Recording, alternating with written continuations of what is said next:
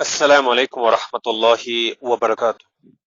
سیرت کی کلاس میں آج ہم بات کریں گے سلسلہ نبوت اور بعثت محمد صلی اللہ علیہ وسلم کے پس منظر کے بارے میں، بیک گراؤنڈ کے بارے میں۔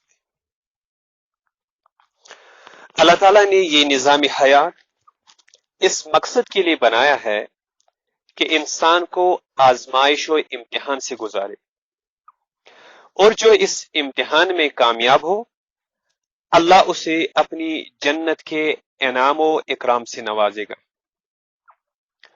انسان کو دنیا میں بھیجنے سے قبل اللہ تعالیٰ نے چند اقدامات بھی کیے۔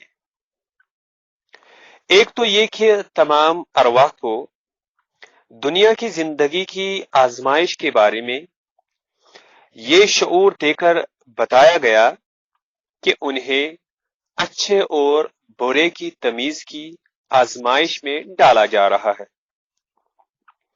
اور جو کامیاب ہوگا اس کا بدلہ جنت اور ناکاموں کا بدلہ جہنم ہے۔ جیسا کہ اللہ تعالیٰ قرآن مجید میں فرماتے ہیں کہ الذی خلق الموت والحیات لیبلوکم ایکم احسن عملا وہو العزیز الغفور، یعنی جس نے موت اور حیات کو اس لیے پیدا کیا کہ تمہیں آزمائے کہ تم میں اچھے کام کون کرتا ہے، اور وہ غالب اور بخشنے والا ہے۔ یہ سورۃ الملک سورت نمبر 67 اور آیت نمبر 2 ہے۔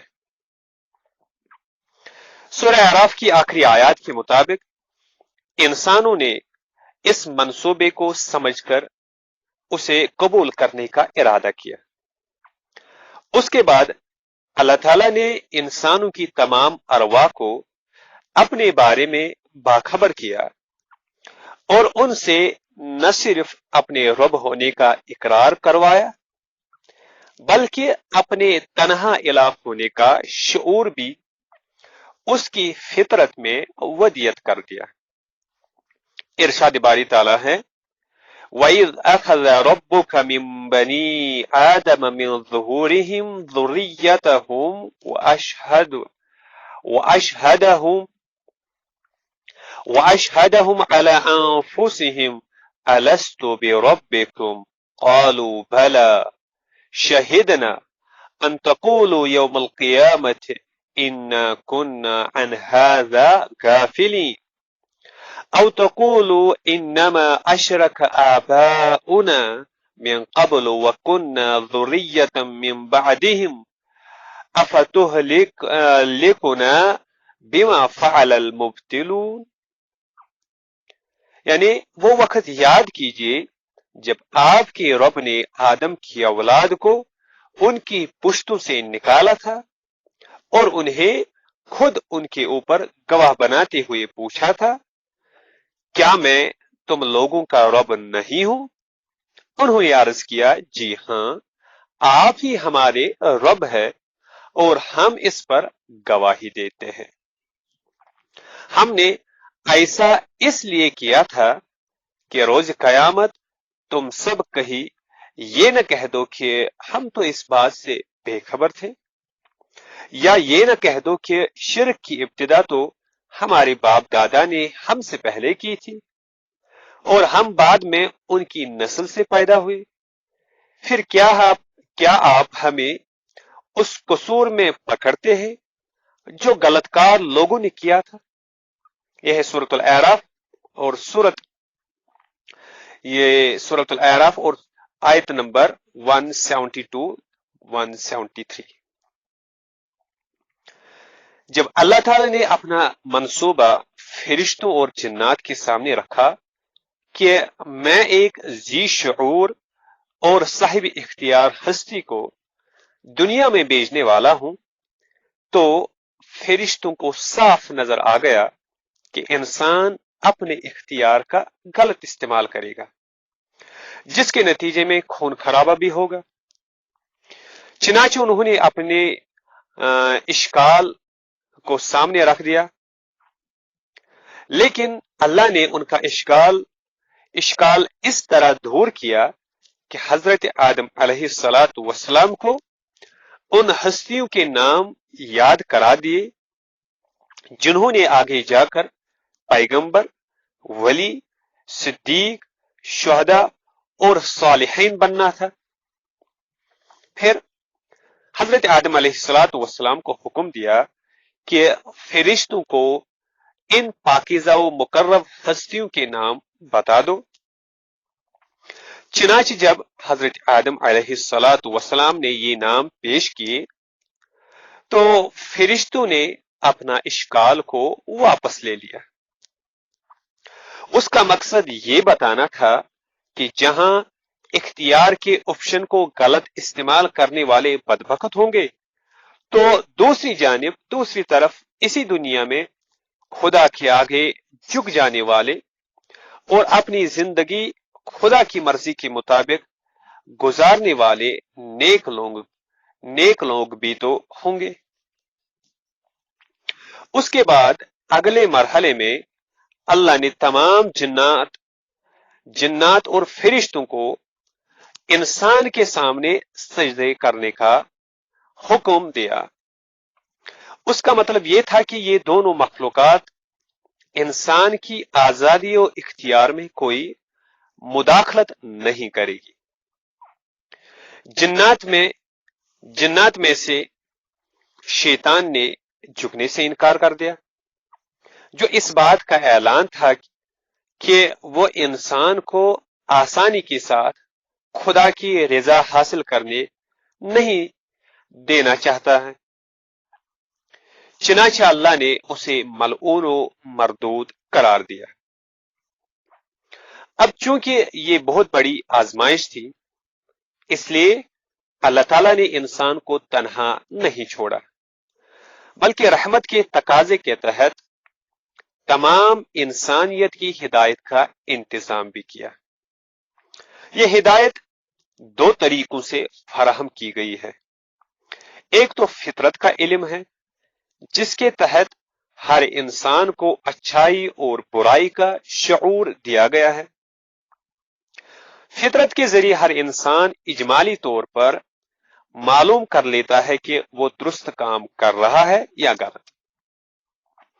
दूसरा ये कि रहनुमाई का इंतजाम पैगंबरों के जरिए भी किया। ये पैगंबर अल्लाह से बराह रास्त डायरेक्ट रहनुमाई लेकर आते और ये इल्म इंसान को मुंतकिल करते रहे हैं। इस हिदायत का एहतमाम दरअसल वही की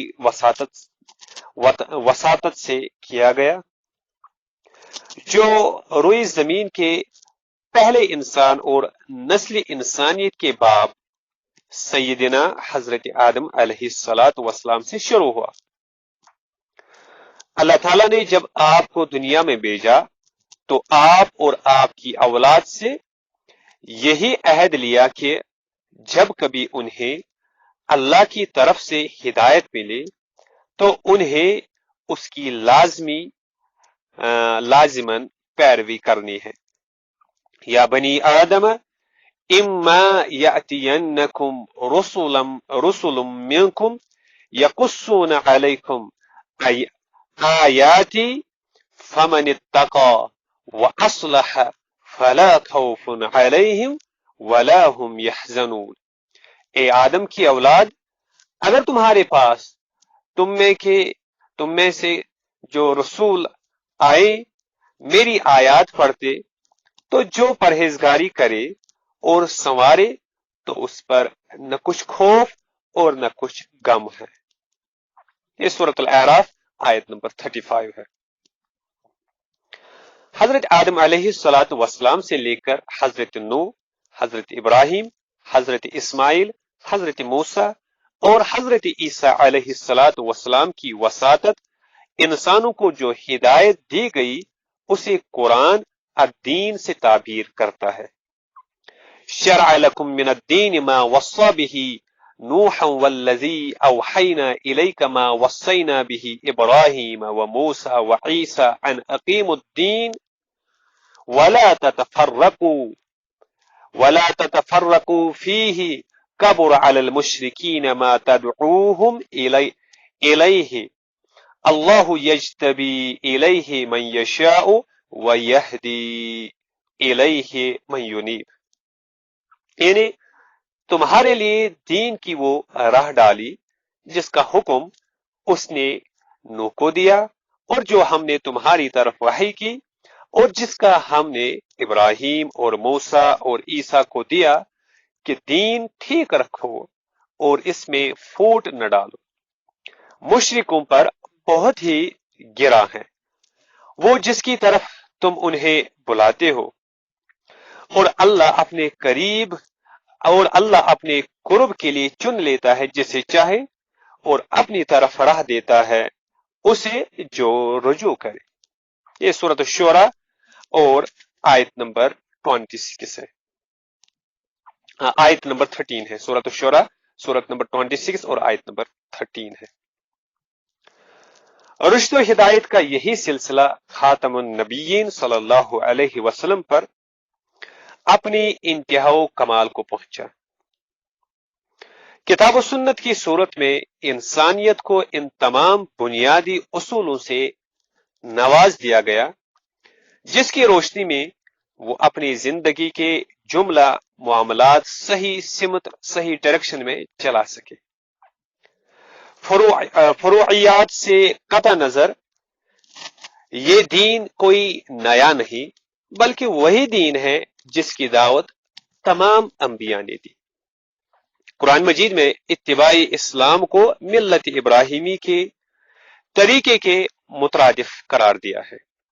ثم اوحینا الیک ان اتبع ملت ابراہیم حنیفا وما کان من المشرکین، پھر ہم نے تمہیں وہی بھیجی کہ دین ابراہیم کی پیروی کرو جو ہر باطل سے الگ تھا اور مشرک نہ تھا۔ یہ سورۃ النحل سورت نمبر 16 اور آیت نمبر 123 ہے۔ چونکہ اس وقت دنیا کی تہذیبیں زمان و مکان اور ابلاغ کے اعتبار سے انتہائی محدود اور باہم جدا جدا تھی، چونکہ اس وقت دنیا کی تہذیبیں زمان و مکان اور ابلاغ کے اعتبار سے انتہائی محدود اور باہم جدا جدا تھی، اس لیے رسالت و نبوت کا سلسلہ بھی مختلف جہتوں میں منقسم رکھا گیا۔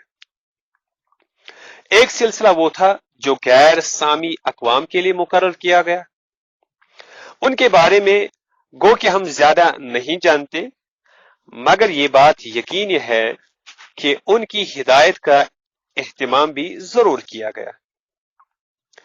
دوسرا سلسلہ سامی اقوام کے مشہور پیغمبر حضرت ابراہیم علیہ السلام کی ذریت سے ہوا، جن میں ہمارے جانے پہچانے پیغمبر حضرت موسیٰ علیہ السلام، حضرت داؤد علیہ السلام، حضرت سلیمان علیہ السلام، حضرت عیسیٰ علیہ السلام، اسی طریقے سے حضرت اسماعیل علیہ السلام اور دیگر پیغمبر مبعوث ہوئے۔ یہ ہے پس منظر نبوت اور پیغمبری کا۔ انشاءاللہ اگلی کلاس میں سیرت کے سلسلے میں مزید کچھ بات کریں گے، تب تک کے لیے السلام علیکم ورحمۃ اللہ وبرکاتہ۔